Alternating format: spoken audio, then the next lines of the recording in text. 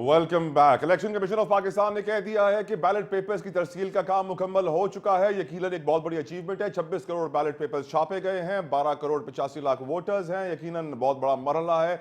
इंतखाबात से पहले इंतखाबी मुहिम आज उरूज पर है। आज आखिरी दिन है। अपने पैनल को वेलकम करना चाहूंगा। मेरे साथ मौजूद है पाकिस्तान पीपल्स पार्टी की सीनियर रहनुमा, किसी तारुफ की मोहताज नहीं है, शर्मिला फारूकी साहिबा। Thank you so very much madam for your precious time. साथ साथ मुझे ज्वाइन किया है सीनियर तज्जिया कार फारूक आदिल साहब ने, और अब से कुछ लम्हों बाद हमें MQM की फौजिया हमीद साहिबा भी ज्वाइन करेंगी। Let's start the discussion. पहले आपसे शर्मिला साहिबा, लेडीज फर्स्ट। मैं बड़ा हैरान होता हूँ जब मैं इस वक्त जानता हूँ, हर पाकिस्तानी जानता है कि पाकिस्तान की तारीख की सबसे लंबी निगरां हुकूमत थी, सबसे पावरफुल आईनी और कानूनी तौर पर इलेक्शंस एक्ट में तरमीम करके इनको बड़े पावर्स दे दिए गए। लेकिन साथ साथ आज जब ये खबर हमने पढ़ी अखबारों में कि 4000 अरब का रिकॉर्ड कर्जा लिया है निगरां हुकूमत ने इस कम वक्त में कमर्शियल लोकल बैंक से, शर्मिला साहिबा, तो मुझे याद आ जाता है कि हमारे निगरां वजीर आजम काकर साहब लंदन से जो है वो जहाज़ पेरिस की तरफ घुमा लेते हैं कि आईफल टावर पे टॉप पे मैंने अपनी फैमिली के साथ डिनर करना है, जिसके लिए खर्चा को $1.5 मिलियन के करीब आया था, $15 लाख के करीब। तो मुआशी हालात क्या किसी सियासतदान को सुकून की नींद सोने देते होंगे आजकल? क्योंकि मेरी नज़र में तो we are on the verge, हम ऑन द एज हैं इस वक्त। बड़े ख़तरनाक हालात हैं इकोनॉमिकली इस वक्त पाकिस्तान के। शर्मिला साहिबा। जी, बहुत शुक्रिया तारा साहब।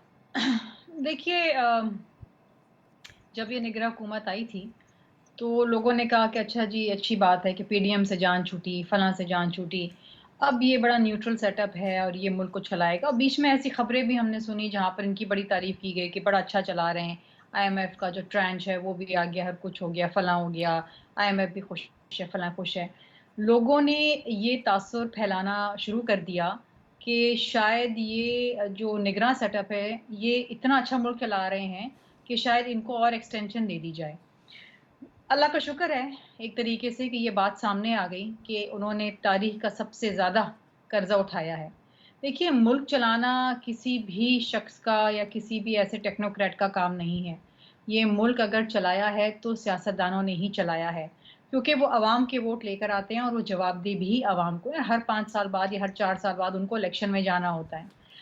सो खुदा खुदा करके इस मुल्क के अंदर अब इलेक्शन होने वाले हैं 2 दिन बाद, और मैं भी दुआ गो हूँ, आप भी हैं और पूरी कौम है कि इस मुल्क में शफाफ, मुनसिफाना, आमीन, आज़ाद इलेक्शंस हो जाएं, आमीन, आमीन। ताकि अवाम के हकीकी नुमाइंदे पार्लियामान में आएँ और वो इस मुल्क की भागदौड़ संभालें। देखिए, ये वही शख्स कर सकता है, ये वही लोग कर सकते हैं, ये वही सियासतदान पार्लियामेंटेरियंस कर सकते हैं जो अवाम के वोट लेकर आएँ, जिनके दिल में अवाम का दुख-सुख है, दर्द है, समझते हैं मामलात और हालात को। कोई टेक्नोक्रेट कोई यहाँ से उठाया, कोई वहाँ से उठाया, कोई ब्यूरोक्रेट उठा के लगा दिया, ये मुल्क नहीं चला सकते। I agree, I agree. Farooq Adil साहब, शब्बर जैदी साहब बड़े मशहूर इंसान हैं, चेयरमैन FBR भी रहे हैं, मीशत के हवाले से बड़ी गहरी नज़र रखते हैं। वो कहते हैं 24 में जो हुकूमत बनाएगा, 25 में उसे लग पता जाएगा मुआशी हालात की वजह से। हम ये भी जानते हैं कि IMF इंतज़ार कर रहा है कि नई लीडरशिप आए पाकिस्तान में, मार्च में फिर नया प्रोग्राम शुरू करना है, नए कर्जे की बातें करनी है, 25 अरब डॉलर्स की हमें सिर्फ डेट पेमेंट्स करनी है नेक्स्ट ईयर। बहुत बड़ा चैलेंज पाकिस्तान के लिए। फिस्कल डेफिसिट 3 साल का ऑल टाइम हाई पर है।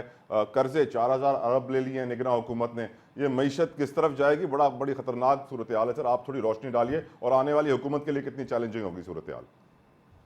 शुक्रिया जतोई साहब। शाहिद खाकान अब्बासी इमरान खान के दौरे हुकूमत में एक जुमला कहा करते थे, बहुत मज़ेदार,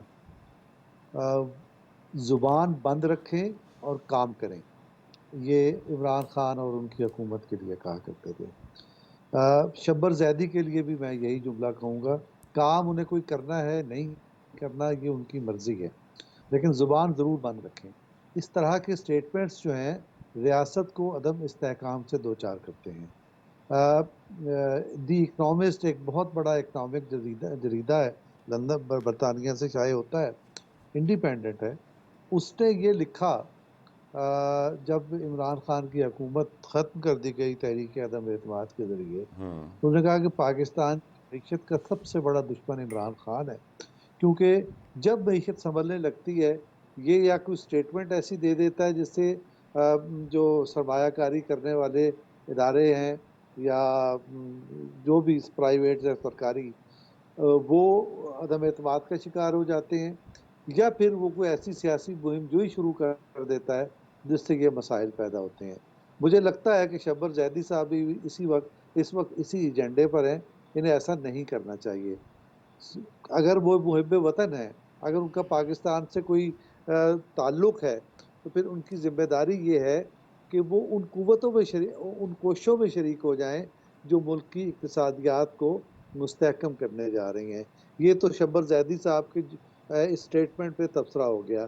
اگلی بات یہ ہے کہ پاکستان میں سرمایہ کاری کے اسی نگراں دور میں اور اس سے ذرا سا متصل پہلے بہت سارے وعدے ہو چکے. SIFC جو بنی ہے اس کے تحت کافی کچھ انتظامات ہو چکے ہیں، اور سعودی عرب بھی سرمایہ کاری کرنے جا رہا ہے، اور ہمارے بہت سارے امارات بھی سرمایہ کاری کرنے جا رہے ہیں، اور یہ سرمایہ کاری ہوگی.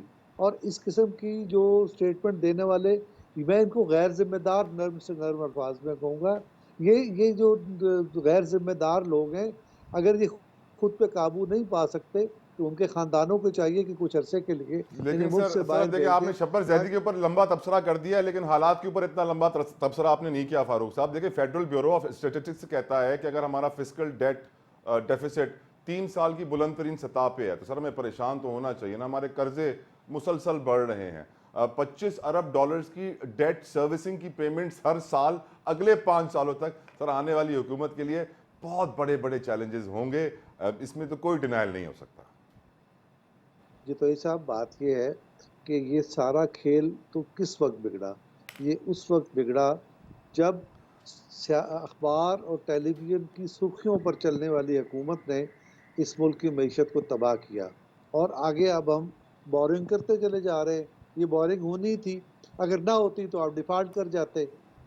لیکن اگر کسی ملک کا نظام درست طریقے سے چل رہا ہو، اور ہم توقع کرتے ہیں کہ الیکشن کے بعد اس ملک میں ایک ذمہ دار حکومت قائم ہوگی، اور اگر وہ سسٹمیٹک طریقے سے سر چلے، اچھے طریقے سے نظام آئے، تو پھر یہ قرضے مسائل نہیں پیدا کرتے، ادائیگی بھی مسائل پیدا نہیں کرتی. ٹھیک سر، ٹھیک مسائل سر. پیدا کرتے ہیں غیر.